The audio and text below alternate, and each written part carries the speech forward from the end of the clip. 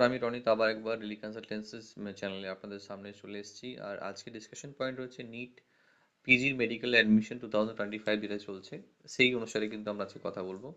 আচ্ছা, 21 তারিখে যে নতুন পাবলিকেশন ডেটসটা এসছে সেই অনুসারে আমরা আজকের পরবর্তী ডেটস কি কি চেঞ্জেস হয়েছে বা কি কি রয়েছে সেটা নিয়ে আজকে ডিসকাস করব।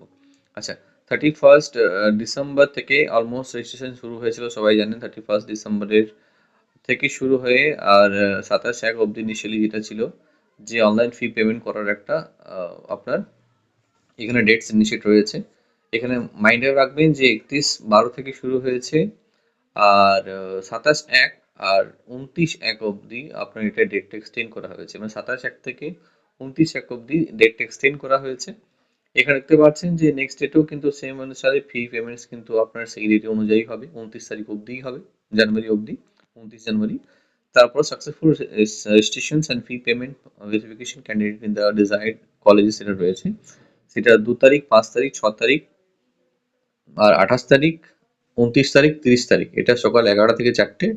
আর 2, 5, 6 যেটা রয়েছে সেটা সকাল 11টা থেকে বিকেল 4টে অবধি। আচ্ছা, সিট সারেন্ডার যেটা রয়েছে সেটা 30/1 থেকে শুরু হয়েছিল, 30/1 হবে 2026-এর টিল 31 জানুয়ারি 2026 এটা কিন্তু রয়েছে। আচ্ছা, publications of successfully verified candidate যেটা রয়েছে সেটা 2 ফেব্রুয়ারি দুপুর 12টার সময় পাবলিশ হবে। অনলাইন চয়েস ফিলিং রাউন্ড 3 যেটা শুরু হচ্ছে সেটা 2 ফেব্রুয়ারি থেকে শুরু হয়ে 4 ফেব্রুয়ারি অবধি মিডনাইট 12টা অবধি কিন্তু এটা চলবে।